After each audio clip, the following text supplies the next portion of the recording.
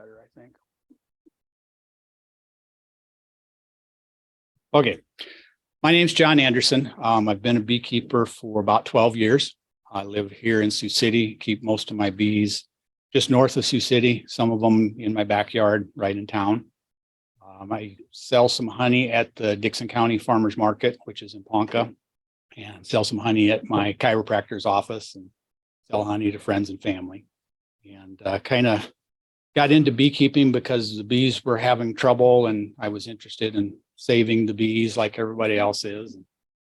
I've been raising some of my own queens with the hopes of eventually selling some, but for the most part, it's worked out to be I raised some queens for my own purposes and never seemed to get enough built up to sell. But that's a goal at some point. Dean, if you want to get the lights, thank you. I've got about 12 right now. I usually run anywhere between half a dozen to 2 dozen, depending on the time of the year and depending on how good of a year I'm having.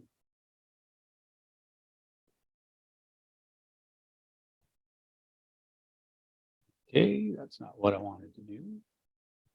There we go.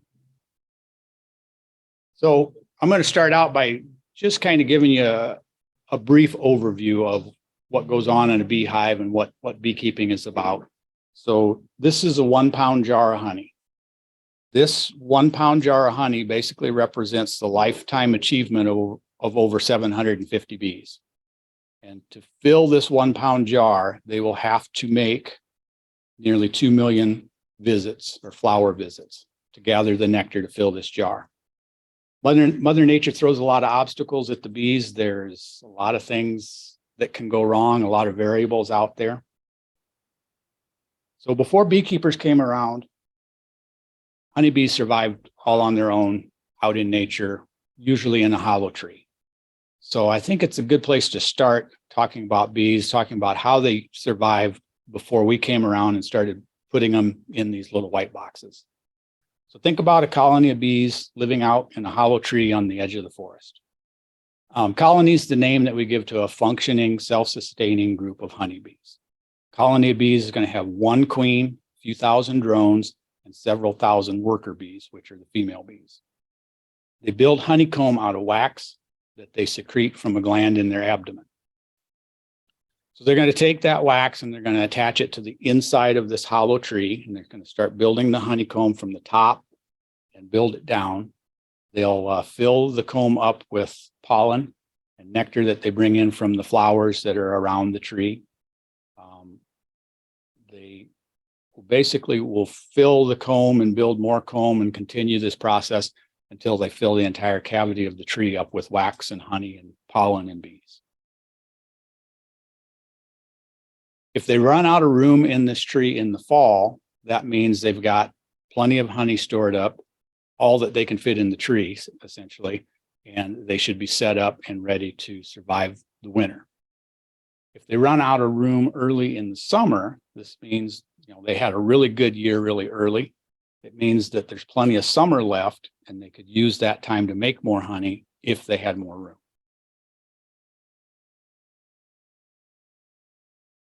So this is the point when a colony will essentially split and become 2 colonies. And this, you've probably seen swarms of bees, the ball of bees hanging in a tree. That's the swarm process. So swarming is reproduction for honeybees. So when they get to this point early in the summer, the bees will raise a new queen. This new queen and half of the bees will get to stay in the hollow tree, and basically they've got a turnkey house. They got all of the food they need for next winter. They've got all of the comb, everything's built. The old queen and the other half of the bees will all fly out of the hive. They'll all go out together and start to find a new home. And they have a challenge in front of them. They have to find a new place to live. So they cluster together on this branch. It's about the size of a basketball or a volleyball usually. And the old queen's in the center of that ball for protection.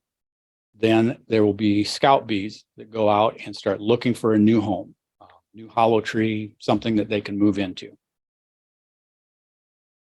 So when they find a place to move into, the whole group will fly, move inside, and then they'll start to build comb right away. All of the bees filled up on honey before they left their old home. And if there's any left, they will immediately start to store this in the new comb that they're building. If a swarm didn't take very long to find a hive, they'll have some honey left, but it's not enough to get them hardly anywhere down the road. So they're going to have to find more nectar and pollen from the flowers in the area. They need to make honey, and they'll have to build more comb. Basically, they have to work all the way through fall to build enough comb and store enough honey so that they can also survive the coming winter. So if the swarm is successful and survives the winter, that means next spring, where there used to be one colony of bees in the forest, now there are two. If next year is good for both of those colonies, and maybe they both swarm, that means there's 4 colonies where there used to be one. So you can see how over the years, it's possible that bees can spread pretty well. So honeybees are not native to the United States. We brought them over when the country was settled. They came over on the ships from Europe. And these days, the bees are facing a lack of forage, pest pressures, and they don't spread as much now as they did once upon a time. So that was a colony of bees living on their own out in the forest. Now we want to switch and start talking about how beekeepers deal with bees and what we do with them. So that we can harvest honey and so that we can make inspecting a colony of bees possible, beekeepers put these bees in little white boxes called a hive. And these hive boxes have frames in them that can be removed. And the bees build their comb within these removable frames. So we can remove the frame and we can put it back without damaging the comb. This way we can take the frame out, look at the bees, and see what's going on inside of the beehive. The removable frames have made it possible to observe and learn most of the things that we know about honeybees. I would say removable frames is probably the single most important advancement in beekeeping in 100 years. So this video, you'll see how easy it is to pull a frame out of a hive and take a look in the little cells and basically see what's going on. That side is mostly capped brood at the bottom. And this side you can see isn't capped yet. And there are different things going on in different frames. The bottom is mostly capped brood. The top is open, uncapped brood. That's younger. There's a drone running around the center of the frame right now. That's a male bee. And at the very far edge of this frame, there's some capped honey. And then you can see there are bees sticking their heads in the bottom of the cells. Some of those are sticking their heads in to feed brood that's in the bottom of the cell. Some of them are pulling honey out of a cell. Some of them may be cleaning a cell. There's different tasks or different duties that the bees are constantly doing. That's all open brood. Some of it is getting a little bit older, pretty close to the stage where it's going to get capped.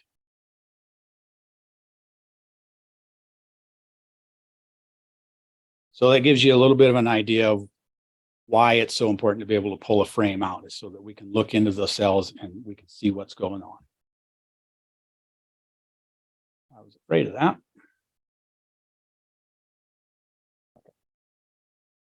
So the next thing I want to talk about a little bit is honeybees and the seasons. Whether they're in a hollow tree out in the forest or in a hive, there's an incredible amount of change going on in the beehive throughout the year. In the summer months, the bees are working really hard. The field bees are flying out and gathering nectar and pollen, and they're bringing it back to the hive, and they're working almost any time the sun is shining. Usually, they'll work within 2 miles of their hive, but they can go as far as 6 miles if they have to.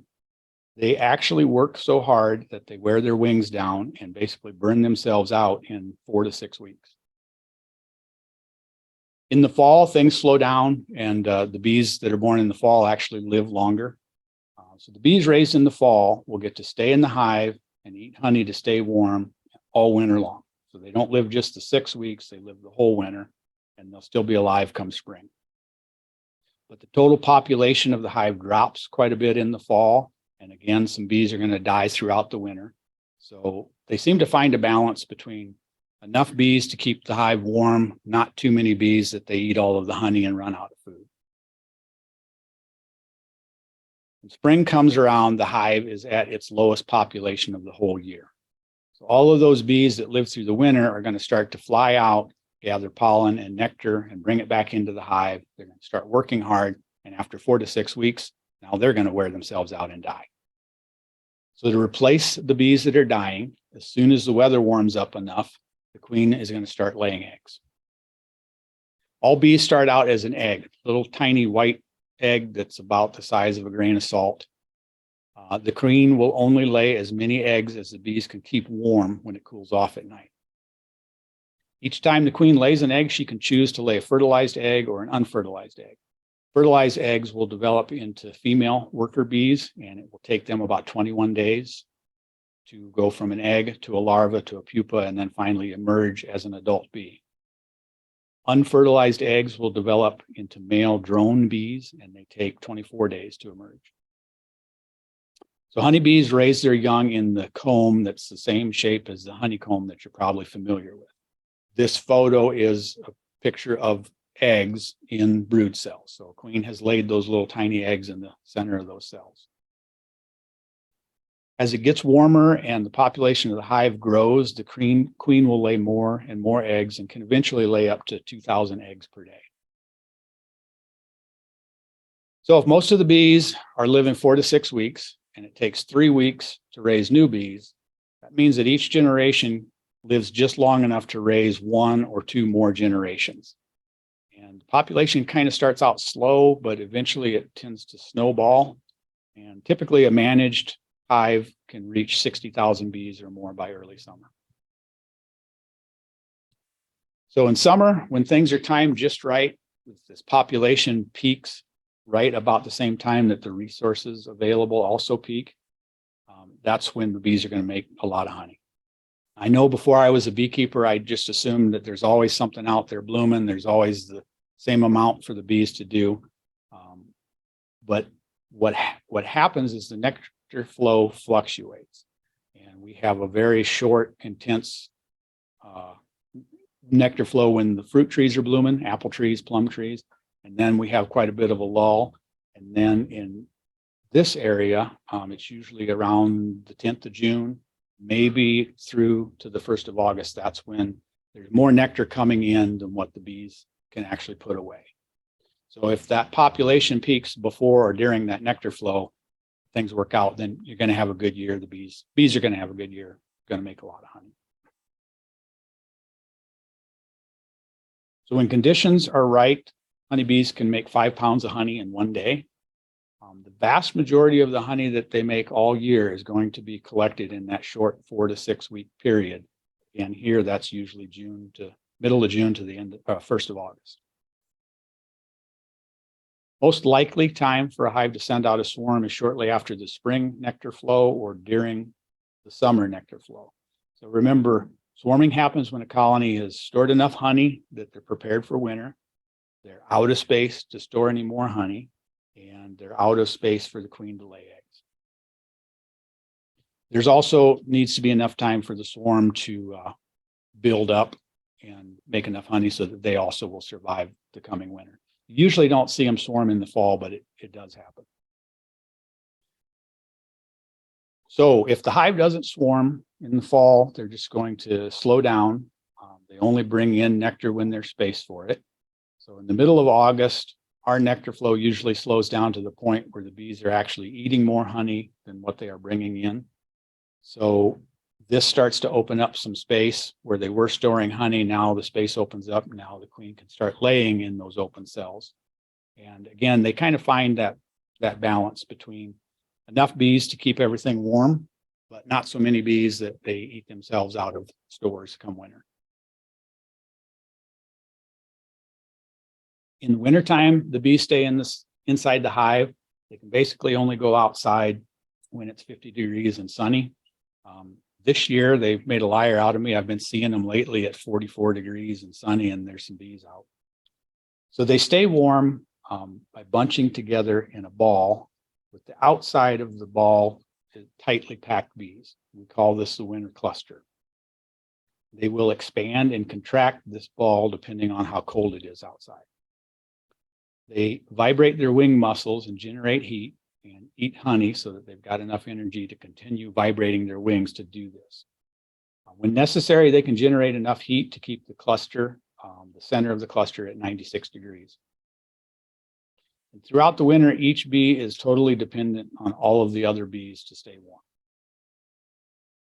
If the number of bees in this winter cluster is too few, they may not be able to stay warm enough, and the whole colony may freeze and die. If the number of the bees is too many, they may eat all of their honey and run out of honey, and the same thing, they starve or they freeze. In the wintertime, there's no food source available to them. I mean, they can't go out and find flowers or anything in the winter, so they are totally dependent on the honey that's stored in their hive. So the honey that they stored is usually going to be at its lowest point in the spring. It's difficult for the bees to survive until the first spring flowers provide an opportunity to start bringing in more food. And that's one of the reasons why things that bloom early in the spring are very important. Some of the earliest sources of pollen and nectar in our area are maple trees and dandelions. So you can stop treating your lawn. You can tell your neighbors that you're saving the bees.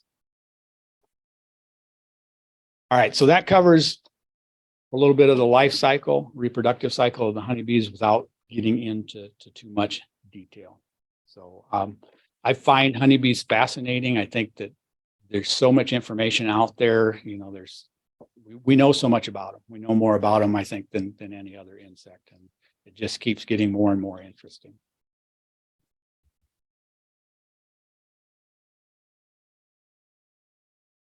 So like I said, that's kind of a basic introduction into what is going on in the hive. I've got something more in depth that we'll get into, but if you have any questions right now, it would be a good time to cover a couple of things.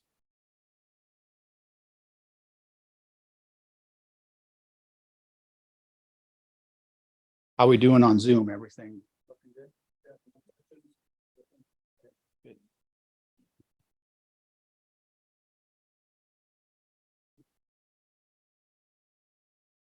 All right, well, I will bring up the second one then.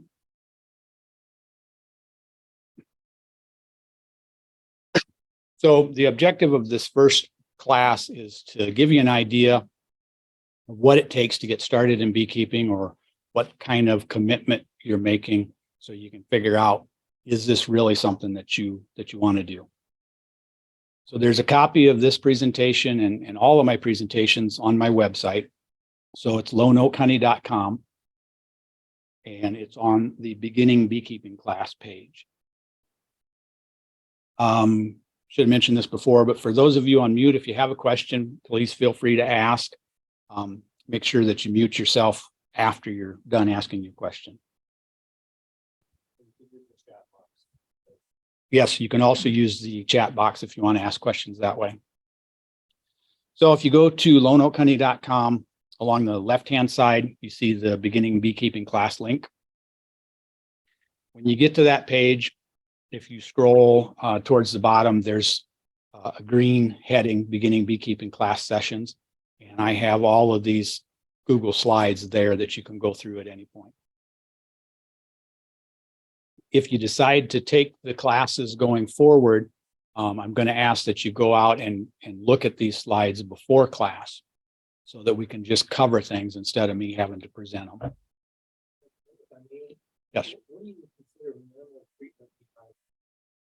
Minimal treatment beehives. So the question is, what do I consider minimal treatment beehives? I put that on my honey labels. So it's kind of something that I'm defining. I don't know that there's a standard out there, but personally, I check my bees for mites, and I have a threshold. If it's over the threshold, I treat them for mites. If it's under the threshold, I don't, as opposed to treating everything.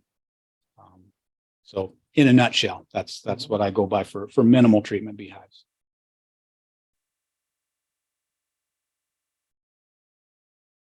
So we have a couple of upcoming events in the Siouxland Beekeepers Club that I wanted to mention.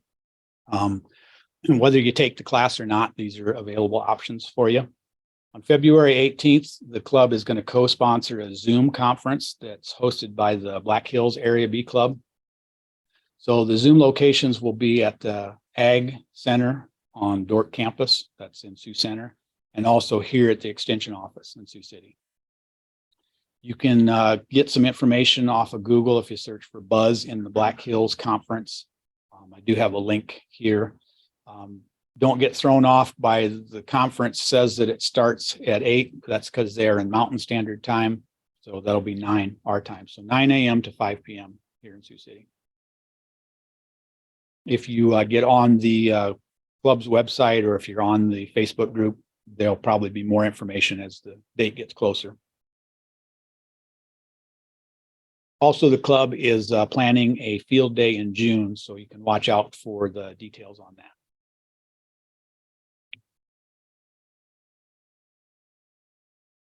We've got one question that came via chat. Okay. That's just if my bees last year died and there's still comb and honey in that hive, do I have to clean that out before I give them new bees this year? Okay, so if my bees died last year and there's still good comb and honey, do I have to clean that out before I can use it this year? You definitely want to clean the dead bees out as best you can. Although I don't know a good way of getting the dead ones out of the cells. But the bees in between the frames, the sooner you get those out, the better, because they will start to mold and make things kind of ugly. I'm going to assume that the bees died because it was too cold or they ran out of food. I'm assuming they didn't die from a disease. So yeah, you can do a little bit to clean the comb up. Absolutely, you can reuse it. That's a big boost when you start a package or something next year to be able to give them drawn comb or even drawn comb with stored honey. If your bees died from a disease, that's a different story. You may not want to use those combs depending on what the disease is. I apologize. My voice always gives out when I try and project, so I'll do my best.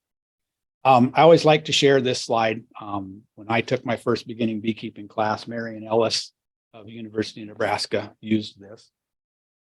So this week, when you guys go back to work and you tell your coworkers, yeah, I took a beginning beekeeping class this week, and they ask you, why do you want to get into bees? And you say, well, I really love honey. I want to assure you that answer is not going to firmly place you back in the normal people category. You know, not everybody wants to stick their bare hands into the middle of thousands of stinging insects. So we are a little bit different. So real quick, answer some of the difficult questions first. A lot of people want to know how much is it going to cost. And without getting into the details yet, I'd estimate about $1,200 to get started. 20 to 40 hours learning about beekeeping and equipment and setting up equipment. And 1 to 2 hours every 2 weeks checking your bees in the summer months. That's a very rough estimate. And time is what most people want to know first.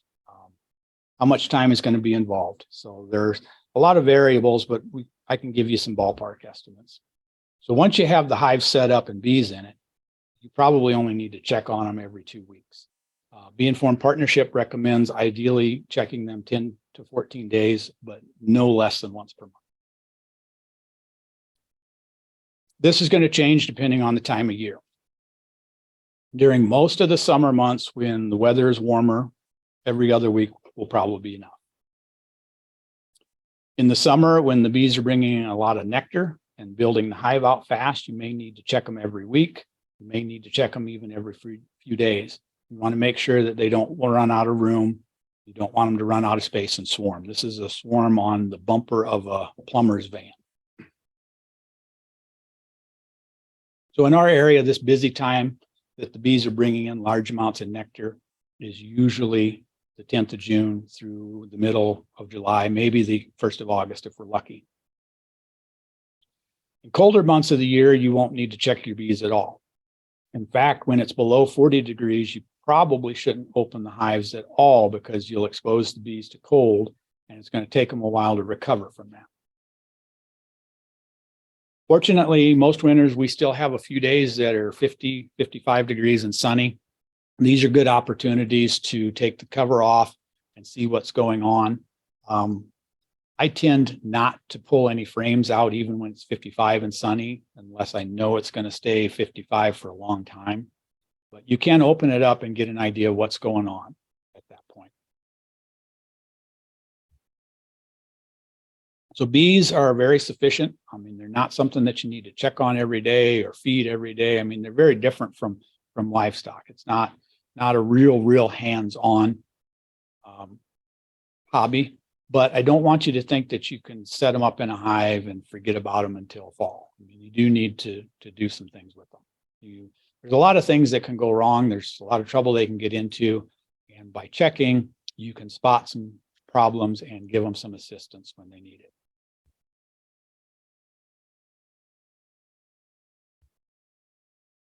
So like most hobbies, there's a potential that you'll want to spend all kinds of time just because you're enjoying it. So that's kind of a bare minimum, but you may end up spending a lot more time.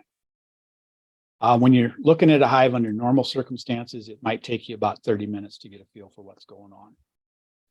When you're new, it's probably going to take you a little bit longer. And when you have more experience, you're not going to even need 30 minutes unless there's something unusual going on. So location. Yeah.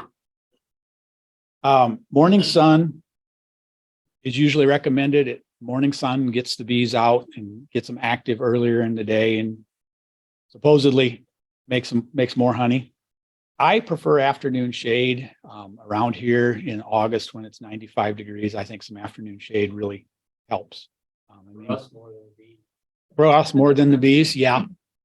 Yeah, you won't find me out in the bee yard at 95 degrees. Water source close by is an advantage. The bees carry in water to cool the hive. So a water source is especially important if you live in town. You want to provide your own water source right away and keep it topped off all the time. That way the bees don't go to your neighbor's swimming pool. So if they find your neighbor's swimming pool, the neighbors might not be happy with you. And it's very hard to get them to start at a new water source once they found one. So you want to find out, is there forage in the area? If you live in the middle of nothing but cornfields and bean fields, it might not be a good place for your bees. Who are your neighbors? Do they spray? That's something to consider.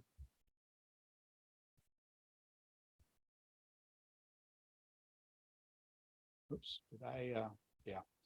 Can you keep bees in your backyard in the town that you live in? My interpretation of Sioux City ordinance says you can keep bees in Sioux City, but every town can be a little bit different. It's always a good idea, probably anywhere, but especially if you keep bees in town, it's always a good idea to have a backup location that you can move your bees to if someone comes and says, I'm allergic, you can't have bees here. If you need to move them in a hurry, it's a very good idea to have a backup location. The bee club does have people that are looking for beekeepers to put hives out. I've got 2 requests in the last couple of months. So if you don't have a place, I'm sure you can find somewhere to put them.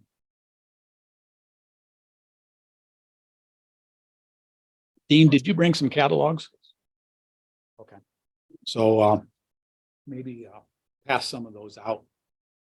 So the next thing people want to know is how much is it going to cost to get started?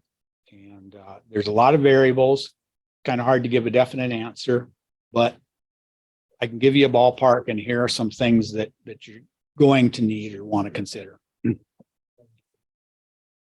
So you're going to want some protective clothing, some tools, and some equipment to house the bees in. And we'll get into the details and more in depth later on. So my advice and that of most experienced beekeepers is you should start with 2 beehives. That way you can compare the 2 hives. If one of them is struggling, you'll know because you've got the other one to compare it to. Also, there are times when you might need to give a frame of brood to a hive that's struggling. If you only have 1 hive, you can't do that. If you've got 2, you can take a frame from your second hive. So that's going to factor into your cost because you're going to need equipment for 2 hives. So one of the different options is what size of boxes are you going to use? To keep things from getting too complicated, I'm going to recommend that you start with a standard configuration. And in most parts of the country and around here, that's 2 10-frame hive bodies, 2 deep 10-frame hive bodies. Out in the entryway there's a demonstration hive set up, and that's 2 10-frame deeps. I also recommend, though, if you have concerns about lifting heavy boxes, that you consider 8-frame medium equipment. So full of bees, brood, and honey, an 8-frame medium weighs 48 pounds. That's 32 pounds lighter than a 10-frame deep full of bees, brood, and honey. So that means that a deep is going to weigh 80 pounds. And if you have concerns about lifting 80 pounds, if that sounds like more than what you want to handle, then consider starting out with all 8-frame mediums. But you've got to keep in mind that that has its own set of potential complications. So we'll talk about types, and we'll get into some more details later.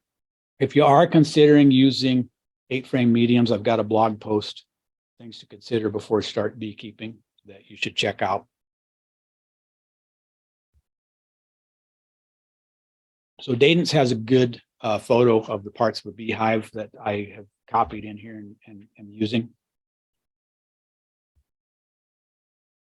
Starting at the top, we have a hive cover. That's a telescoping cover. The edges telescope over the sides. Usually it's got some type of metal on top to protect it. Below that is an inner cover that creates dead air space for insulation from heat and from cold. Next down is shallow supers, super frames, beeswax, foundation for, this is where the surplus honey is stored. Okay, so D is a queen excluder. The idea of the queen excluder is it keeps the queen from going up into these honey supers and laying where you're trying to get the bees to store honey. And we'll talk more about queen excluders later because not everybody likes them. Below that, we've got 2 hive bodies. So it consists of a body, frames, beeswax, foundation, and this is what we call the brood chambers. In other words, this is the living quarters of the bees. This is where they raise the baby bees. This is where they store the honey that's going to get them through the winter.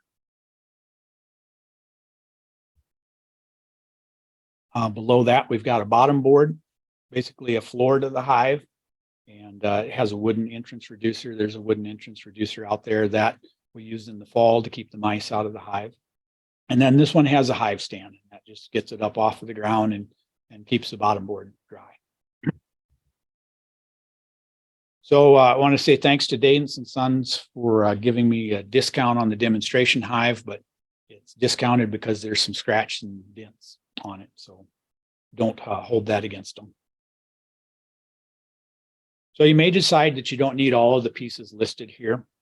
You don't need honey supers until your hive builds up and is strong enough to start making some honey. Some people never use queen excluders, and some people just use concrete blocks for hive stands. But to get started and to house your bees, you're going to need at least a bottom board, 1 or 2 hive bodies and the frames to fill them, an inner cover and a top cover. And remember, the recommendation is to start with 2 hives, so you're going to need 2 complete sets. Protective clothing and other equipment. So one thing that new beekeepers ask a lot about is stings, and getting stung is part of beekeeping. It's not realistic to think that you can get into beekeeping and not get stung occasionally. You can be really, really careful. Make sure you always wear the protective clothing, and you might get by with getting stung once or twice a year. And some new beekeepers are very nervous about getting stung. Those beekeepers probably should invest in a full bee suit. Other people aren't as nervous about getting stung and might be able to start out with just a hat and veil. Whichever end of the spectrum you fall on, it's important that you're comfortable in the bee yard. If you're a little bit nervous about it, get the full suit, and that little bit of protection is going to make you not make mistakes when you're out there. I always wear a hat and veil. definitely for beginners, I recommend at least a hat and veil. Keep them from stinging your face when things go wrong. So full suit or hat and veil, you're also going to need a pair of gloves to protect your hands. Many experienced beekeepers don't wear gloves and feel that gloves get in the way. And I agree, but until you're comfortable with bee stings, you probably should have some type of glove.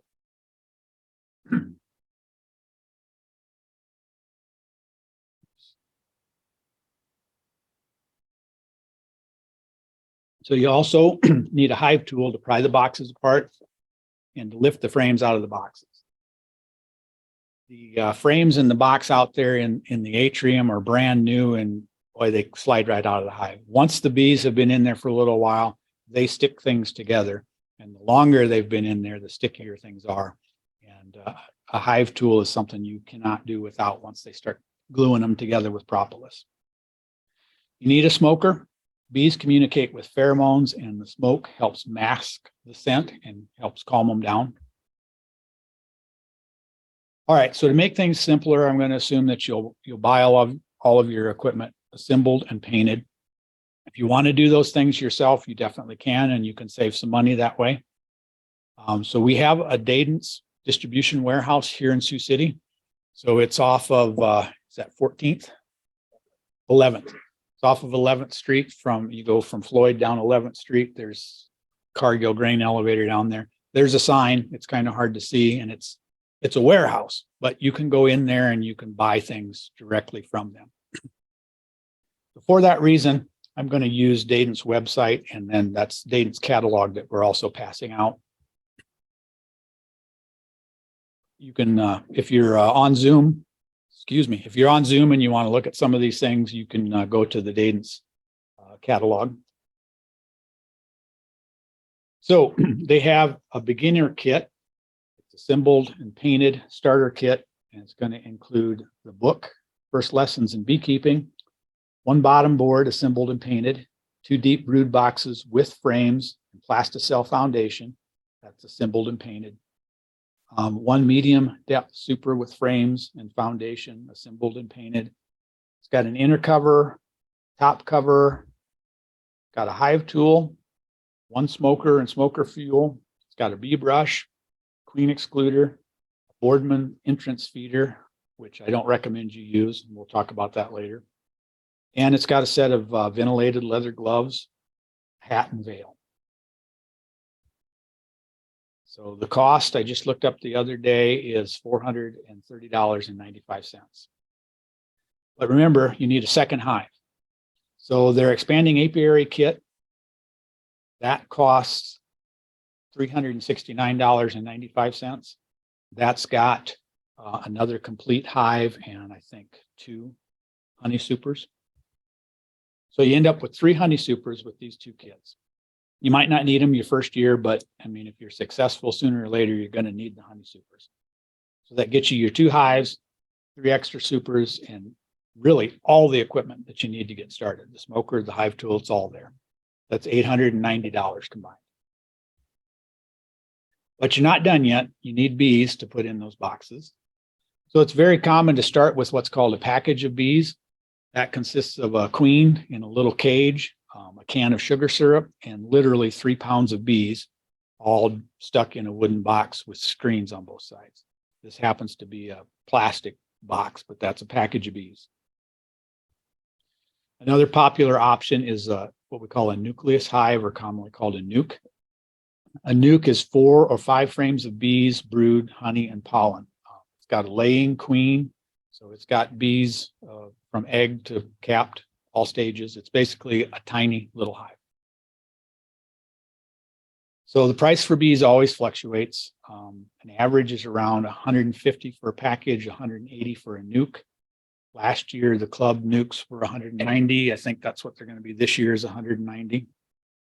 So 2 packages would cost you $300, or 2 nukes would cost you $360.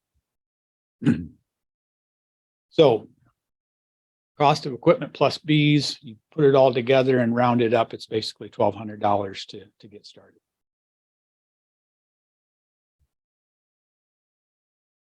So beekeeping can be very challenging, and a lot of people who start out get discouraged and quit after a year or two. So there's another thing that you're getting yourself in for if you decide to pursue this hobby. So I guess this chart doesn't really accurately represent the Dunning-Kruger effect very well, but it does show a trait of human nature that I find pretty common in beekeepers. Beekeeping. So new beekeepers watch a lot of YouTube videos and they read some books, and hopefully they take the class and they get some bees, and a couple months later, man, they're planning on going up to 100 hives and getting that extractor to extract the honey, because beekeeping's easy the first couple of months. So my alternate title to this slide is Ignorance Breeds Overconfidence. And I've definitely been the victim of that myself.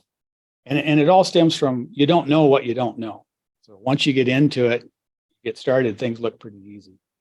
For new beekeepers, the valley of despair usually comes when they discover that their bees died over winter. And it can be very hard to recover from this as a new beekeeper and dig yourself out of the valley of despair. If you're the type of person who learns well from your own mistakes, then you'll do well in beekeeping. If you don't handle setbacks very well, then beekeeping might not be right for you. So a couple of things there's some experienced beekeepers here that are going to come up and introduce themselves and tell you a little bit about their beekeeping operation, what they're doing. And then we'll take a break so that you can do a little bit of one-on-one and ask some questions. Don't take my word for it. I mean, I'm standing up here telling you that it's going to cost you $1,200 and your bees are going to die. Maybe you should just buy some honey. So you get a chance to talk to some other beekeepers. Before we do that, I'm going to skip all the way to the end here. If anybody had to leave early or drop off of the Zoom call, if you decide to take the class, make sure that you read session 2 before the next class starts. And again, that's on my beginning beekeeping page on my website. We start the actual classes February 14th. So it's February 14th, February 21st here at 6:30. February 28th is the regular bee meeting in Sioux Center. So you have an option to go to that meeting. We won't be having class that night. And then we pick up the meetings again, March 7th and March 14th. Most likely I'll have them on Zoom, but Zoom is a bit of a challenge.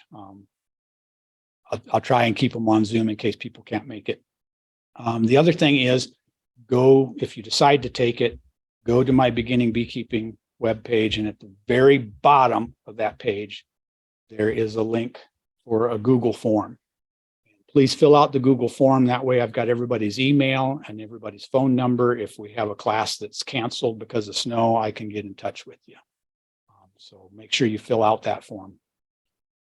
So anyway, whoever wants to come up for experienced beekeepers, and you have to get up here with the mic so the Zoom people can see you. And I will stop sharing screen so Zoom people can see you. Who wants to go first? Dean, come on up.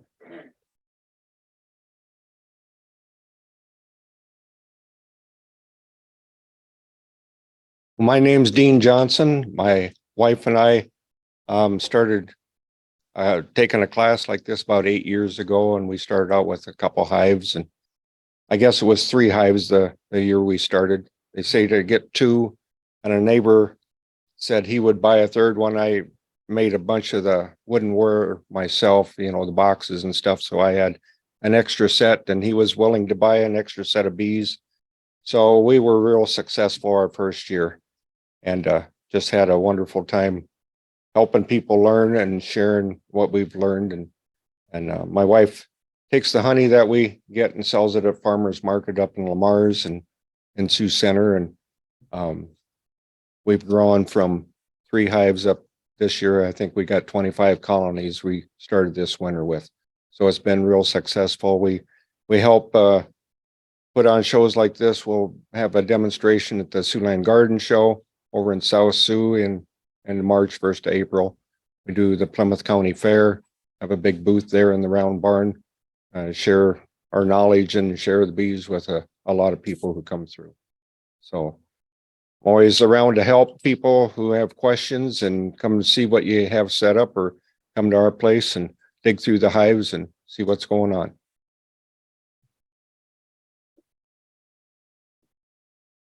Thanks, Dean. Where's Phil? He's always in the back. Yeah, Todd, you can go next.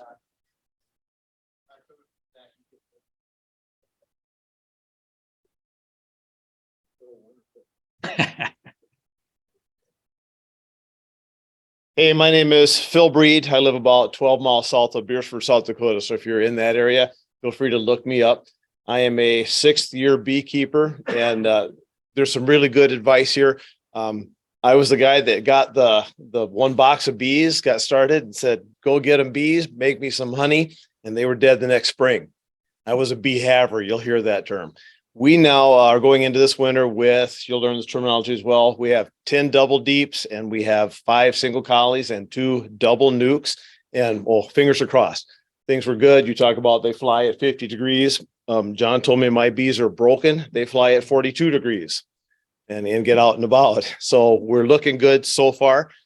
If you are a Facebook person and you want to follow along, we have a group called Bird Song, all one word, bees. And we post on there what we're doing, the things we do right and the things we do wrong. And we're not embarrassed by that. It was like, well, don't do this. We just found out. Todd?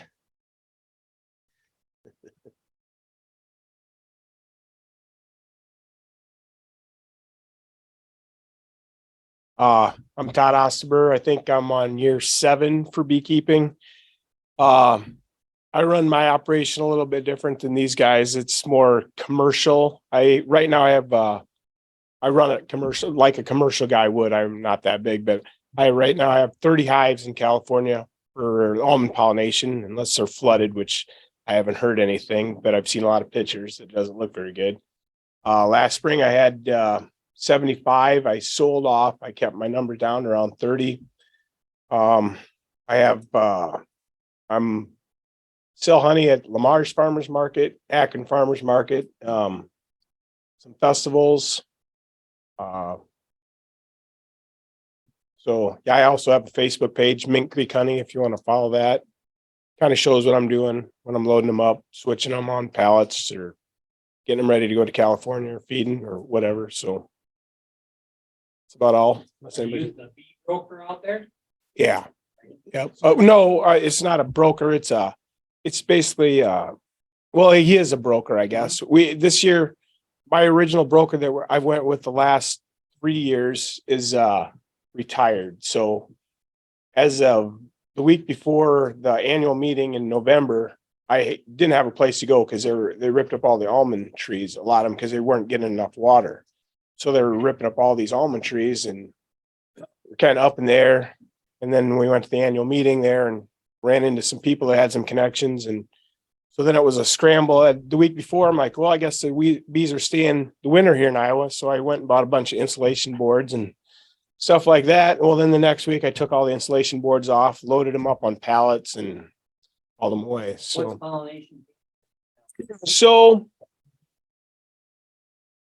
the question was, what does pollination pay? So it all depends on the broker and what they're pollinating, but anywhere from $200 to $220 for a real strong hive. But there is, yeah, well, I'm all double deeps, 10 frames double deeps, the heavy ones. And John doesn't like that because they're heavy, and they are. But the thing about it is everything is interchangeable. Your supers, you need a frame of honey, you just trach it off the top, you put it in the bottom. Everything is interchangeable that way. And you can do that with smaller frames too. They just have to have more, and it adds to the equipment cost. Another thing I was going to bust John's butt about, when he talks about 1 or 2 stings a year, I've literally had days I've got stung 50, 60 times. I mean, and he's like, don't open them up if the weather's not right. You get to a point where you have to do it when you have time, and the weather's not always favorable. I know me, when I get off work, it's not always ideal. It's starting to get dark. They're getting cranky.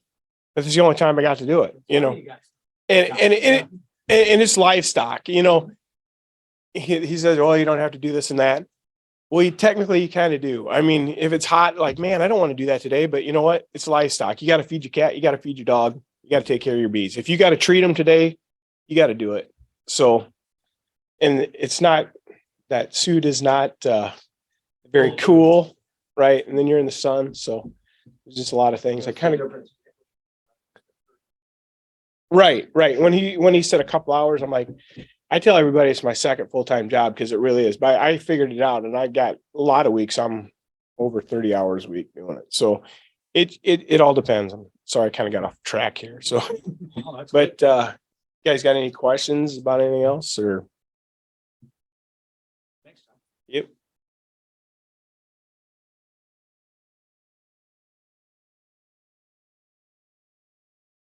My name is Phil Westra. You'll see it up right there.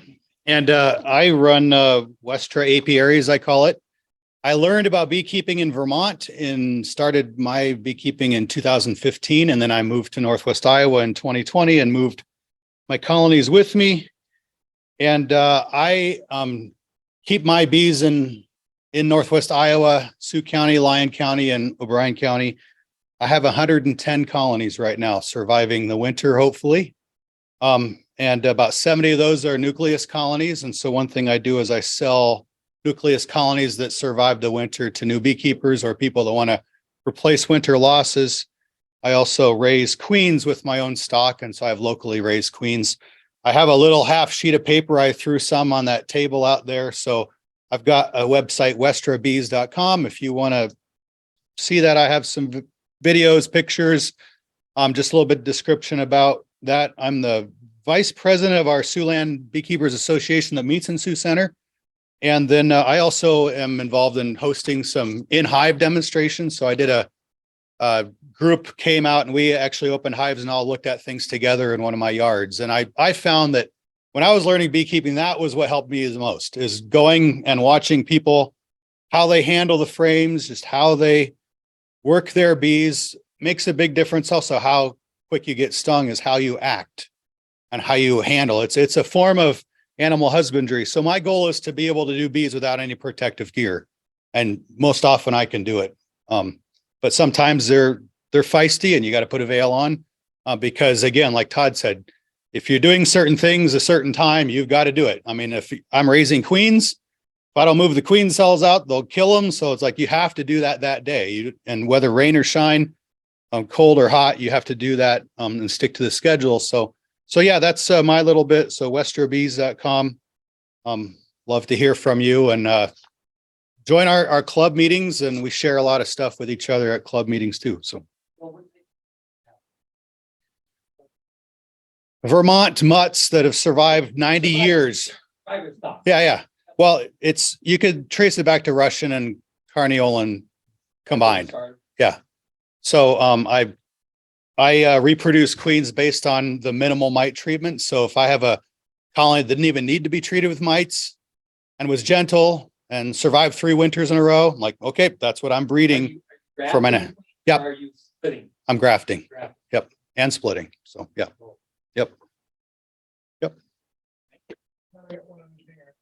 All right. Am I missing anybody else? Dave. No. When he asked about how much they pay you for pollination. So there's a few caveats with that. That has to be like 8 frames of bees. So at the end of the fall, you have to feed, and you have to trick the bees into thinking they're still nectar flow. So they're still making bees. You're giving them pollen patties or whatever. Because if they don't make that grade, you send them out there and you pay. There was that guy in Sioux Center that sent out his bees a couple years ago. He sent 10 hives. They didn't make grade, so he ended up paying the shipping back. So it cost him $500 or whatever, because each hive that doesn't make it, you don't get paid on, and you pay $50 for the shipping. So after it's all said and done, yeah, $200 or whatever hive, it sounds like it's great. But after you figure that all in, the extra sugar, the pollen, and you're paying them to take care of it, and then you might get a check for $90 a hive. So the thing that is good for me anyway is when they come back, they're super strong. They're ahead by a month or so, and you can make splits. But Are you? Co-op membership or something? Y'all getting together? All hives in there because. just then there's just 25 hives out there. well, it's just a person that from around here that sends them up there, and there's extra room on the truck. Yeah. So basically, yeah. But then, like I say, you also have to have 2 sets of equipment, or you don't have to, but I do anyway. Who That's cares for your the brokers help whoever they do it. So, like you say, I don't know. I don't know how they're doing right now. Everybody asks me how your bees doing. I'm like, I don't know. I see lots of pictures on Facebook. I'm in a lot of groups, commercial beekeeping groups, regular beekeeping groups. there's And rustling. there is, and there's pictures of the bees in the water, and I don't know. Yeah, I'll find out this spring if I'm still in the bee business, I guess, but I'll get more. Dave.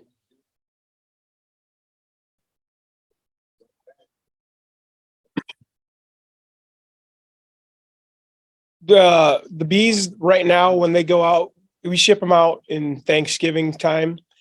So they go out there and they sit in a holding yard, I'm assuming, until end of January, first part of February, and then they move them all into the almond groves. They're in there for around a month. And then about first, second week in March, they move back out to holding yard. And then about the last week in March, first part of April, they come back on the truck. So yeah. There was a question on the chat, and that is about bee stings. Do they just kind of sting only when you're opening the colonies, or do they sting you when you're just walking by? And that really depends. Disposition and attitude of bees is something that changes from based on their genetics. So what I would recommend is if you get bees, you get them from someone that's reputable, and if they say something like, we try to breed for gentle disposition, you want that, because I have had a hive that would literally sting you and you're 30 feet away from it, would just attack you. And so I put on my bee suit and I killed that queen and I requeened it. And then there's new genetics that start. And by 3 weeks later, they were all gentle and I could handle them just fine. But you want to, I think it's just kind of a ethical thing that if you keep bees, try to keep gentle bees. Don't keep bees that are going to hunt down and kill your neighbors, right? You're trying to staple your socks to your ankles and your clothes to your wrists, and because there are some really mean, ferocious bees, and you might be into that situation where I need some help. These things are so terrible. They're stinging my animals and pets and kids. And when I started keeping bees, I was about 100 yards from a playground. I wasn't going to keep mean bees. If I had a mean colony, I killed it and I replaced it with something else. So that's my little plug. So yeah, it is genetically determined.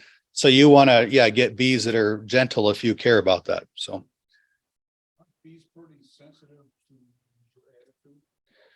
that does seem to be true.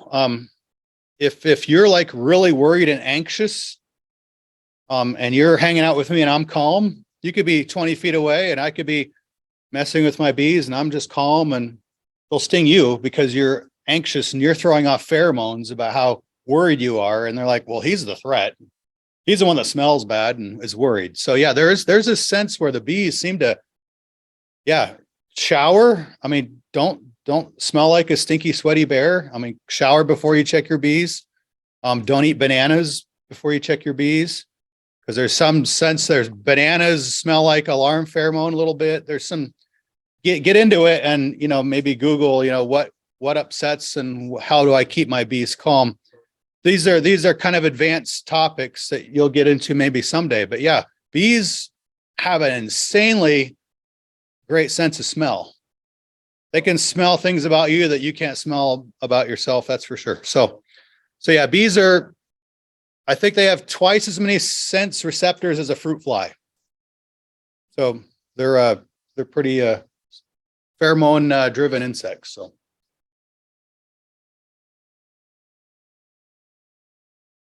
I don't wear a suit. That's one. You still sweat. Someone asked, how do you not smell if it's 100 degrees out? And I said, yeah, I wear a t-shirt and nothing. Nope, I don't put a suit on. That's one of the reasons I try to keep gentle bees, because I would overheat and I would be sick of bees if I had to be full suited when it's 100. And yeah, like I said, there's days when you have to graft queens and it's 100 degrees. So it's not like I can't not be there. So yeah, keep gentle bees. That's my plug. All right. So for those of you on Zoom, I'll stay up here and stay on Zoom. If you have questions that you want to ask, I'll try and field them. For the rest of you that are here in person, take a bathroom break. There's a beehive out in the atrium. Take it apart, pull the frames out, look at it, ask these guys some questions. There are American Beekeeping Journal magazines on that table. Feel free to take some home. They gave me a whole box full of 1 month out of 2019. So at least take one of those home. There are other months out there aren't quite enough to go around, but some of you should take some of them home. They're free. They're great information. And there's also a table set up out there that's got some jars of honey and some candles and some lip balm. And there's some different beehive products. I sell a lotion sticks. So it's basically beeswax, cocoa butter, shea butter, sunflower oil. There's one of those out there, and there's some wooden popsicle sticks. So you can scrape some off and then you can use it as a tester. Don't rub it on your hands and expect the next person to use it, but use a popsicle stick and try it out. So we'll do that. I don't know, maybe 15 minutes or so, and then come back in. I've got just a little bit left to go through, and then we can do more questions. But you experience beekeepers spread out a few different places and let people do some one-on-one interacting. Thank you. Yeah. So can they identify clover honey, or really can they identify any particular type of honey? Yes, but you have to send your honey in and have it tested. I think they put it under a microscope, and what they're doing is they're looking at the pollen in it. And generally the rule of thumb is if it's more than, I don't know if it's 50% or 60 or 75% one pollen, then it's that single varietal source. Or only have clover for 10 miles an hour. Yeah. Yeah. Is it closer to 90, Todd?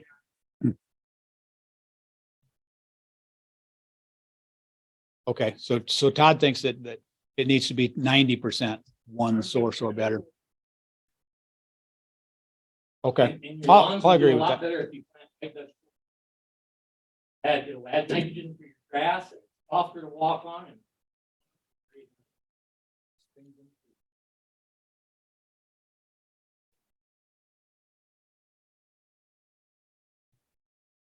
And no, really. All right, Dean, you want to catch the lights again for me? Thank you.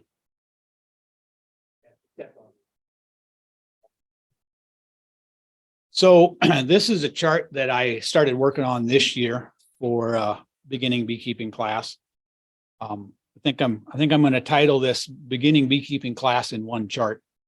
Because if you can follow this chart, if you can look at this and understand everything that's going on, then you've picked up quite a few things. Right now, this is probably pretty overwhelming there. And there's stuff on here that I don't even have on. And this is totally hypothetical. And not every hive is going to do this. Not every year is going to be the same. But to make things a little bit simpler, we'll look at just the number of frames of bees and the number of frames of honey and a couple of things as far as the season. So if you're thinking about how much is it going to take to get into beekeeping, what am I going to have to do? We've talked about checking your bees every couple of weeks. Now, if you look at this calendar, it gives you an idea of why are you checking your bees every couple of weeks. So if you're able to check them in January, February, and March, you can see that's when the starvation danger is the highest. And you're checking them to see if there's honey in there, or if you need to intervene, if you need to somehow feed them.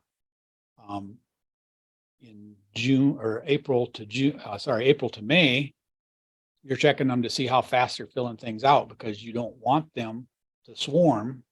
Especially you don't want them to swarm right before this honey flow starts.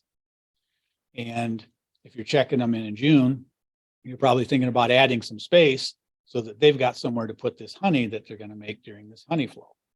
So we'll talk about this chart a lot, incorporating it into the classes. So you'll probably see it a lot, but it's probably pretty overwhelming right now. So things that you'll need to do to keep bees. Late winter to early spring is a very important time for the bees and beekeepers. So we can't open our hives when it's below 50, unless you're Todd and you've got another job. You know, you run the risk of chilling them, and it's going to take them a while to warm up again. And along that line, you know, if you've got 2 colonies, you can pick and choose when you're doing things. And somebody who has 30, 50, 100 colonies, they don't have those choices. So it is definitely a different management technique. So yeah, that's something that I should mention. So some years, these warm days that you can check the hive, you know, if you've got a day job, it might be months before you actually can pop them open and see what's going on. So something you should get in the habit of doing every time you're in the bee yard, lift the front or the back of the hive and get an idea how heavy it is. Once you've done that frequently enough, you start to get a feel for what's a heavy hive, what's a light hive. So even when it's 30 degrees out, you can go out in the bee yard and you can lift all of the hives and you can get an idea which ones are getting light and which ones are still heavy enough. It's not perfect, but it gives you a rule of thumb.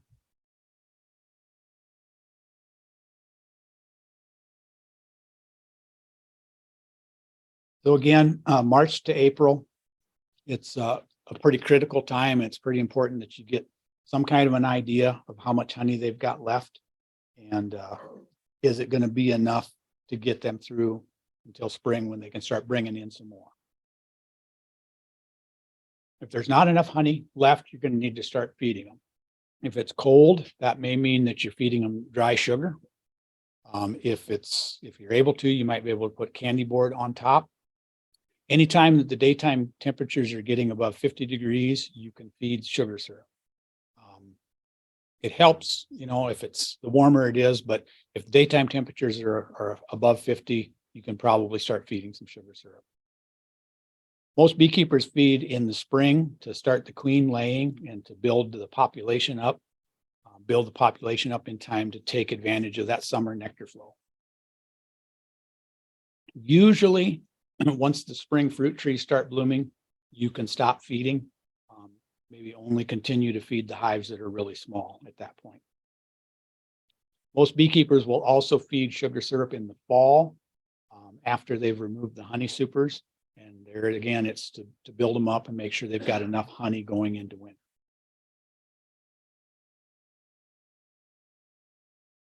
So I mentioned this before, there are times of the year when you need to give the bees room to expand. If for some reason you happen to overwinter in one 10-frame deep box, and this period here where the colony starts increasing, if you don't get the second box on, they're going to run out of space and they're going to send out a swarm. And again, in this time of the year when they're getting ready to start putting honey away, you need to give them a space to put that honey. Population in the hive is at its lowest point in the spring. And that's right about the time that the weather starts to warm up. The bees are flying and gathering nectar, and then they are actually starting to die off. They'll have started raising brood by this time, but they won't have enough bees to replace the overwinter bees. So spring is really tricky. The key is, or the goal is, the bees need to start raising enough bees that the population is increasing more than the ones that are working so hard are dying. Typically, when a hive body is 80% full, that's time to start giving a colony more space. So if you've got a 10-frame box and 8 of those are filled out, the bees are working them, it's time to put another box on.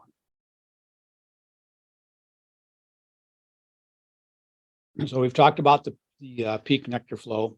That's usually June 10th around here. That's when the bees make most of their honey for the whole year. before that flow starts, because it can happen fast. You need to make sure that the bees have enough room to put the honey on before it starts and before they run out of space. So general hive inspections, every 2 to 3 weeks, open up the hive, see how things are going. You can watch the bees coming and going in front of the entrance and get an idea of how big the hive is. After some practice, you might be able to tell if something has changed. If the bees are bringing in pollen, there's a very good chance that they are rearing brood. Usually don't bring in pollen if they don't have brood to feed. So you can get a feel for it. It takes some time, but you can get a feel for watching the entrance. But once in a while, every 2 to 3 weeks, you really need to remove some frames and look down in there to get an idea of what's going on. Most of the time, you're looking to see how full the hive is. Compare that to how full it was the last time you were in the hive. And you also need to judge if that's right for the time of year. And that's something that you start to learn with experience. You'll usually want to look for frames of capped brood and open brood. If you're not finding brood or you're not finding enough brood, then you're going to want to start to look for eggs. If the eggs are there, then you know that there's a queen in the hive and she's laying. Maybe you just need to keep a closer eye on it. If there aren't any eggs, then the queen may be dead, or maybe the bees need to raise a new queen. Maybe there's something else going on with the queen. Maybe you need to replace her. So these are some of the things that you're looking for. Harvest some honey. If they made extra honey, you can harvest it for yourself. Yay. You want to leave the bees with 100 pounds or more of honey. So 2 deep boxes with frames and bees and 100 pounds of honey should weigh a total of 160 pounds. Should weigh a total of 160 pounds.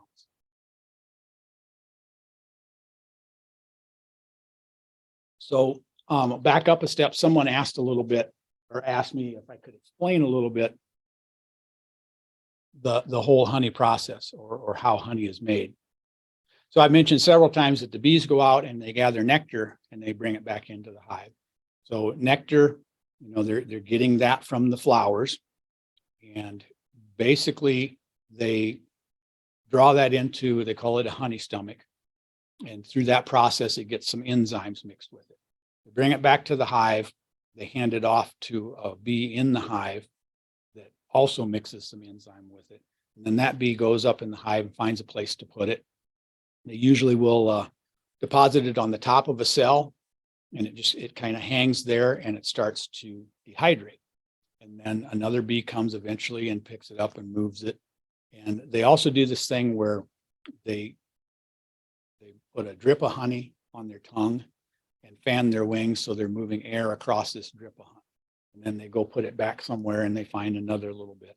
And I mean, it's a long, drawn out process, but they eventually take that from, I don't know what percent of moisture, down to below 17.5%. Once the honey is down below 17.5% moisture, then it'll keep. The bees can tell that, and they put the wax capping over it, and it's done, and they move on to the next bunch of nectar. So pretty involved process, takes a lot of bees to do it, but it's very cool. So something else that you're going to need to deal with is mites. So after the honey is harvested, it's the best time to treat for mites, because a lot of the treatments can't be applied while the honey supers are on, and that's due to chance of contamination. Excuse me. So as beginners, you might be reluctant to check for mites. We'll get into the process later of how you do it, but you basically take a half a cup of bees and you put them in alcohol, which kills the bees. And you're able to then get the mites off of the bees and count them. There's always the chance that you could get the queen in your sample. So I get it. Beginners are a lot of times are reluctant to do this test.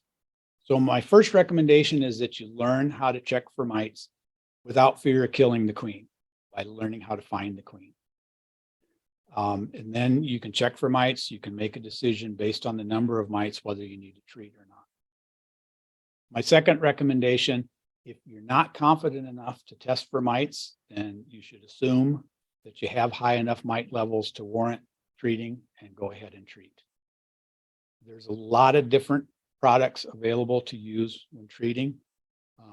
We'll probably get into some of them in the class, but I want to stress that whatever product you use, make sure that you read and follow the label. Many of them can be very harmful to beekeepers and consumers of contaminated honey. So it's something to take seriously.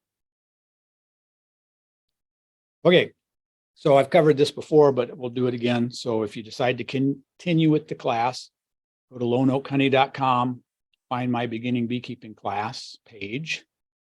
There's a big long link. At the bottom, very bottom of that page is the link for the Google form.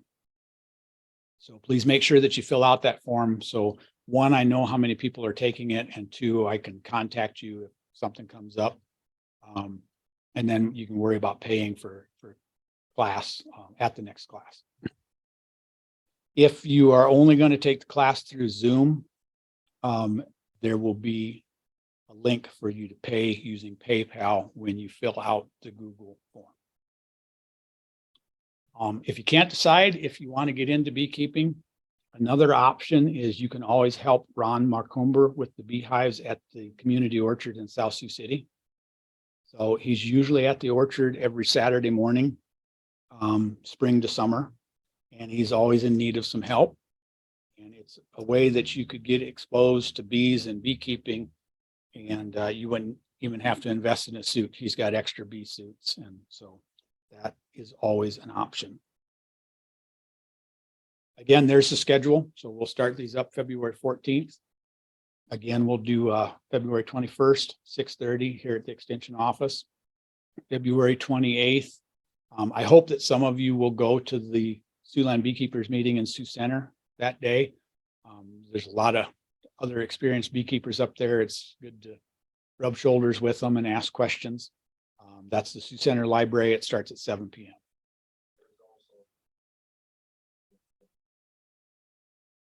So next Tuesday. Yes, next Tuesday, the Siouxland Beekeepers are also meeting in Sioux Center at the library at 7 p.m. I forgot about that. As far as I know, we should be able to do the Zoom classes. I'm concerned about the quality of the Zoom classes, so I recommend if you can be here in person, it's going to be a lot better experience. But I plan to try and continue to offer them for Zoom. Who knows, we may have a snow day and maybe we'll all try doing it on Zoom if we do. Another thing is the week after classes end is a normally reserved for a bee meeting here. So if we think there's more to cover, we can always add one more session. So make sure that you find session 2 and go through it before class. I really don't feel that I do really good standing up here reading these off. And I don't think that people learn as much hearing me read them as if they read them themselves. So what I really want to do this year is when we start class, I'll ask for a show of hands how many people went through the session beforehand. And if it's more than 50%, I will go through the slides and I'll start asking you, okay, tell me, how did you interpret this? What does this mean? And I think everyone will get a lot more out of the class if you've read these beforehand. So hopefully that works out. Another thing I'm going to try this year, I'm going to have a quiz on Kahoot. So if you have a cell phone and we can get on the Wi-Fi here, everybody can do a quiz. If you have a laptop you want to bring to do it, they're not real involved quizzes, but I want you to reiterate what you've learned because you retain it a lot better if you've had to spit it back out. And I'll try and ask questions. I hope that people participate. Again, keeping in mind, I know some people get nervous and don't want to get called on, and everybody here is in the same boat. We all started out not knowing a whole lot about beekeeping. So there's no such thing as a dumb answer. Nobody's going to make fun of you, but you'll learn a lot more if you know there's a chance you may be asked to reiterate or elaborate. So, yes. In the alcohol wash. What do you consider? Okay. So the question was, in the alcohol wash that you do, what do I consider to be the treatment threshold for mites? So to back up a little bit, we take a half cup of bees, literally, I take a half measuring cup and scoop them up, wipe them off with my finger, and put that in a jar. And the reason that we're using a half cup, Dean, you want to get the lights? Is someone has figured out there's roughly 300 bees in a half cup. So by using a half cup every time, we're usually getting 300 bees, somewhere in that neighborhood. So if you have 3 mites and 300 bees, that's, somebody do the math for me. I can't do math on the spot. 1%? 1%. Usually, I mean, different beekeepers use different thresholds. What do I use? Probably 8, but there's a caveat with that. I'm trying to raise queens that are going to try and get some bees that don't need to be treated. So I figured if I treated mine, you know, if there's 6 mites and I treat, am I really leaving enough queens that are how am I trying to say this? Am I just eliminating everything or putting everything in the same boat? Whereas if I up it to 9, I treat everything that's over 9. I never breed queens from those again. I replace those queens so that even those drones can't mate with my own. So anything that's less than 9, I'm giving them a chance to deal with the mites on their own. If they go above 9 later, same thing. They're out of the program and they're treated. The other thing there is the time of year has a huge effect on that. If you have 9 mites in the spring, you're in trouble. If you have 9 mites in September, maybe not so much. So, and that is something that we'll get into, but that's a tricky one. Any other questions? So does anybody, one of the things I feel like I didn't talk enough about last time is location. So do y'all have a place in mind where you're going to put your bees? Does anybody want to tell us where that's at, why you're choosing that location?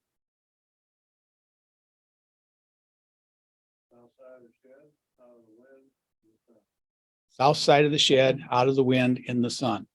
I think that's a good idea. Windbreak in the winter around here is very good. You know, the bees get in that winter cluster and they don't heat the whole hive. They heat a small area around them. But if the wind is blowing across the outside at 90 miles an hour, it's definitely sucking a lot of heat out. So I think windbreak in the winter is a very good idea around here. If you don't have a building, I'd recommend a 4x8 sheet of plywood and a couple of steel posts and put that, I don't know, 3-4 feet from the hives on the northwest side of the hives. Yeah. Is there water nearby where you're going to put your bees? Okay. How close? Across the street. That's good. Yep. Yep. I like to have water, I don't know, 200-300 yards is nice, a constant water supply. Something I found about this plan. Yeah. He seemed for some reason, other pools. I have a son whose wife has sensitive skin. They use Aquacell. His bees are 50 yards away from them, and no bees ever goes to that Aquacell. Okay. So there's something about that the bees don't like. Yep. So one of the theories out there as to why bees like swimming pools is because the way that bees recruit other bees. So let's say it's a nectar source, for instance. So there's some flower blooming over here. Bee goes to that flower, collects nectar, and it thinks this is a great source. So it goes back to the hive and it gives other bees a sample of that nectar. And then it does this dance, which tells the other bees where that source is at. And so the sweetness of the nectar is going to be more attractive to the bees. And maybe they were going over here and the nectar isn't as sweet. This one is sweeter. So they're going to start going over there. And when they fly out, they get from the bee dance, they get a location, but it's not exact. So when they get pretty close, they start using all of those smell sense glands that they have, and they find the source by smell. So let's say that there's a bee bringing in water and it's recruiting other people to, here's where the water is.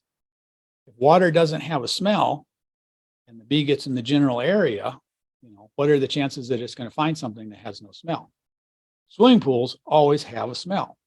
So there's a higher likelihood that the bees looking for water are going to find the swimming pool. And once they found it, that's it. They keep going unless they drain the pool. Or you think, and the other theory is it's the salt or the minerals. Yep.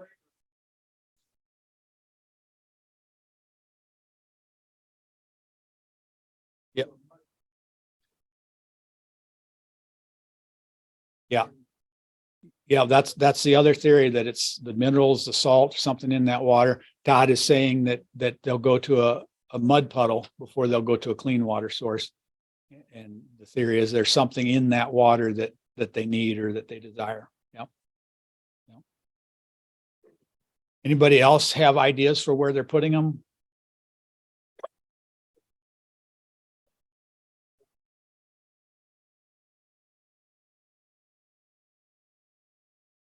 Sure. So the question is forage. I mentioned that you don't want to put your bees in the middle of a cornfield or a bean field, and what to look for. So the bees will fly about up to 2 miles. Actually, they'll go further than 2 miles within normal operating procedures, or something that's going to be efficient. They're going to find flowers within 2 miles. You get further than that, they start spending so much energy going out and bringing it in that it's maybe not worth it. So within 2 miles, there needs to be enough variety and enough floral sources that it can support the hive. If you put in your hive in town, there's a lot of gardeners that have all kinds of flowers. Not all of those flowers are things that bees will go to and work, but in town, think about 2 miles each direction. How many houses and how many different things could be blooming or planted. Get out in the country, and especially around here where it's a lot of corn and beans and not a lot of fence rows even in between, you can get to places where there's not enough within 2 miles for the bees to make a go of it, for it to be economical enough for them to make honey and make enough honey to survive through the winter. Well, I found a bean flow to be really good. Beans. A bean flow is really good for bringing in honey, but then when the farmer decides to spray a bean flow, it's still blooming. Yeah, so Lost a lot soybeans, of bees. bees will make honey off of soybeans. Now I've heard that it's fickle, that it depends on the year. It depends on the variety of beans. You think about, I don't know, 100 acres of beans, and those are all the same variety. The seed companies have got all of this stuff controlled. So one year the farmer plants beans that happen to work really well for the honeybees, and they make honey off of it. The next year they plant a variety that doesn't produce the nectar or doesn't attract them. So it can be very fickle. And then, yes, the other thing is the farmer may need to spray something on those beans just at the time when the bees are working them. Iowa State University did a study, and we came back and said that if you were to put enough bees around the bean field as they do with the almond fields, you could increase your crop 20 to 40% because of the pollination of the beans. 20 to 40%. Yeah. I started looking into that. I've never looked at that better farmers. How much would we share on the bean crop here? If I can prove that you make more beans out of it. Turns out you need about 5 hives per acre. It's a lot of 5 hives per acre. So I had heard that they were doing some research on that, and it was promising, but I hadn't heard. Yeah, 5 hives per acre. It's quite a few. It's a lot of beans. Yeah. Okay. Cool. Said something about the hive should be located early morning sun, or can it be morning sun and then shade in the afternoon? Morning sun is fine. Yeah, morning sun is fine. Late afternoon shade, and the late afternoon shade part is kind of my idea. Some other beekeepers, but for the most part, the recommendation you will see is morning sun and full sun. Morning sun and full sun. Yeah, those are probably the 2 most common. Other beekeepers, do you agree? Is that normally what people are recommending? Texas, I found that one of the reasons down there, I found that small hive beetles are a real big problem down there. So when I moved them away from shade to the full sun all day long, weather all the time. Right. So they're like, That's definitely something that, I don't know if there've been any studies on it, but it's very serious anecdotal. The smaller the bee cavity, the harder it is to regulate the temperature. So when I'm doing nukes, I want a little bit of shade. Because they have a harder time cooling off a smaller part of it than you do if you have a 10 frame box with, 7 boxes high. They can figure out how to cool that, but if I'm doing mating nukes, I got a little cavity. I want them to be in shade because they will just leave. It's too hot. They're like, we're done, we're gone, and you got an empty box. But yeah, I've definitely heard a lot of beekeepers say that full sun helps deter the small hive beetles. Definitely. Yep. Yep. How much nectar is in a flower compared to how much a bee takes? I'm not 100% sure. I would say that 1 or 2 bees could visit a flower and then it's out for a while. But the same flower, is going to build up more nectar. Yeah, it's going to replenish. There's also I can't remember negative or positive, but the flowers have one charge and the bees have another. And when a bee lands on the flower to collect nectar, it neutralizes the charge on that flower. So the next bee coming along can tell somebody's been on this one recently, and they'll go on to the next flower. So it actually, there's a signaling process going on there, which tells the bees, wait and come back later. Yeah. Is Columbine a good flower for bees? Off the top of my head, I haven't heard. So. It's in there, huh? So, so some good nectar sources in our area. Yellow sweet clover and white sweet clover are really good. They happen to bloom during that summer flow that I talked about. There's a lot of other things blooming at that time too. Like if you had a 40-acre blank slate that you want to put your bees on, yes, plant a lot of white sweet clover, yellow sweet clover. I like some alfalfa. The alfalfa that the farmers are growing, the bees will make honey off of it. The problem is the farmers want to cut it right before it blooms. That's when the protein content of the alfalfa is the highest. That makes the best hay. So, if you have a alfalfa field and the farmer is a little behind and it blooms, that's great because, they'll cut the alfalfa 2 or 3 or 4 times a year. You could potentially get 4 blooms, but only if he's behind and it blooms every time. I think the more variety they get, the better. Because if they can't make enough honey during that 4 to 6 week main flow, if they've got some blooming before and something blooming after, I think that variety helps. The key is if you have your box in the same place all year, they need food all year, right? So the more different things that bloom throughout the year, early spring, late spring, early summer, midsummer, late summer, early fall, late fall, the better they're going to be. And that's the problem is if you only have soybeans, they get honey off soybeans. Yeah, for 2 weeks. And then they're starving the rest of the time. So you really need a variety. And that's why the diversity of landscapes is probably the number 1 issue with bees, I think, right now. We just don't have diversity of landscapes like we used to. So The counties are planting ditches, yeah. and one of the things that I like. Yep. I've seen more and more of the bird's foot trefoil blooming here lately. I never used to notice it. So when you think about location, think about the variety of forage you have. Trees and plants, both trees and plants.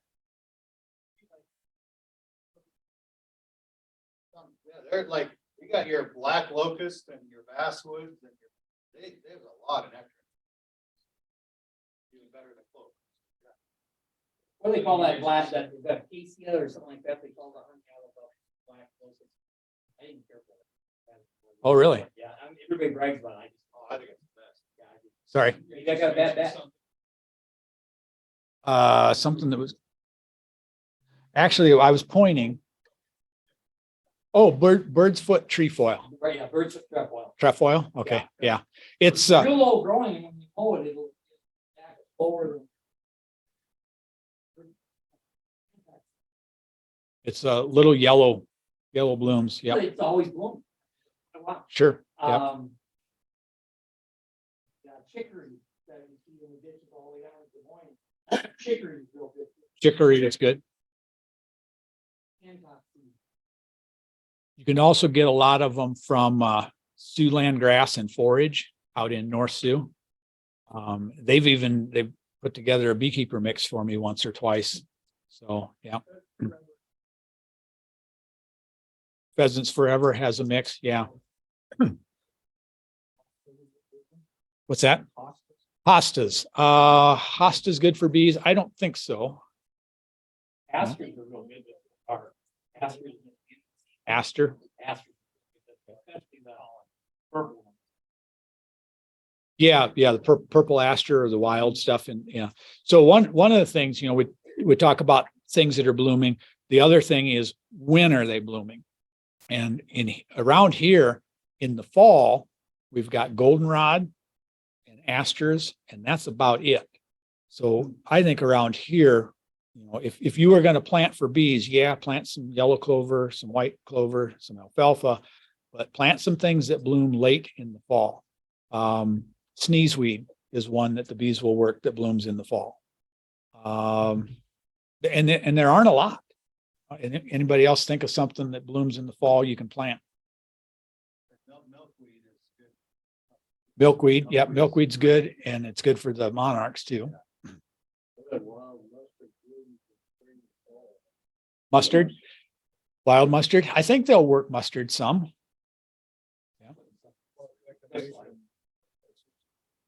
Echinacea, I see, so that's purple coneflower. I see bees on it once in a while. Black-eyed Susan I have in my yard. I've never seen a honeybee on it. Not that I'm aware of. Yeah. Yep. Sunflowers are good. Yes. Yep. Yeah. Some of the sunflowers are fall. Yep.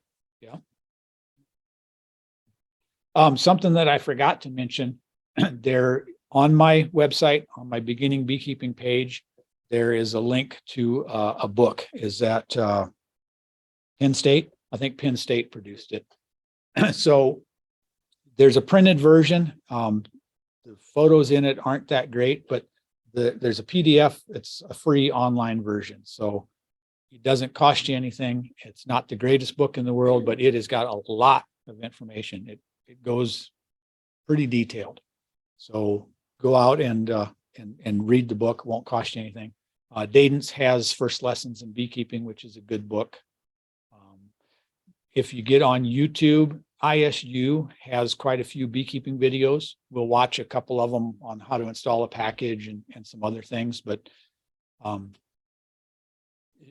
little bit of a caveat with YouTube. There's a lot of people out there producing content. It doesn't always mean that they know what they're talking about. But the main thing is they're not in your same area, and beekeeping is very, very local. So you may find some recommendations and some practices on YouTube that work really great in Florida or California or Georgia that are going to cause problems here. So anytime you get any advice from a beekeeper, always try and keep in mind, where are they located? Where's that information coming from? And is that going to also work in my environment? So also on the beginning beekeeping page, there's a link to, I think it's 4 different podcasts, 4 different episodes of the Beekeeping Today podcast. It's done by Kim Flodham, who was formerly the editor of not American Bee Journal. What's the other one? Bee Culture. Thank you. So there's 4 episodes, I think, that are basically beginning beekeeping class. So the things that we're talking about here, no pictures, but they're very good. Both of the guys on the podcasts are really good. I listen to it all the time, but you've got the time, it's worth listening to. If first class doesn't start for 3-4 weeks, all of my presentations are out there. If you've got the time to go through all my presentations before we get together, great. Then we can just go over questions and find details as far as the class goes. Anybody else have anything they want to add or any other questions? Another question. Water, you said that they give a source of water, they continue to go to that. Because there's a stream that's, about 600 yards away from my house. Okay. But I'm gonna guess that it probably dries up mid-summer. Okay, so there's a stream 600 yards away from where you want to put the bees, but it dries up in midsummer. Yeah. So the good thing is that it'll be there in the spring and they'll find it right away. And they will go there until it turns into puddles and there's nothing left, and then they'll find somewhere else. Yeah. Yeah, so they won't, they, if the water dries up, they will find other sources. That's one of the reasons why if you provide your own water source, if you're in town, make sure you keep water in it, because if it runs dry and then they go find your neighbor's pool, it's going to be hard to get them back to your source. Yeah.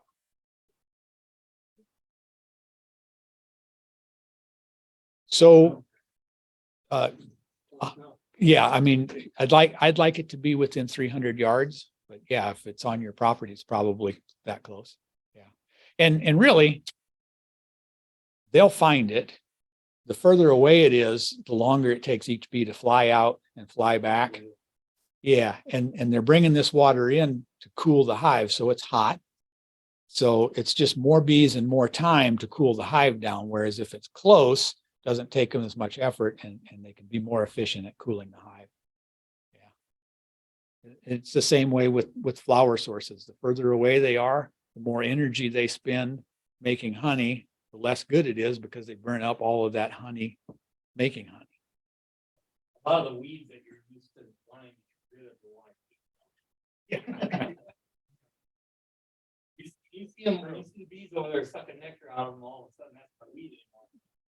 Yeah, you'll definitely, once you become a beekeeper, you notice what's blooming and when it's blooming, and you see things that you've never seen before, and the only thing that's changed is your perspective. Yeah. Yes.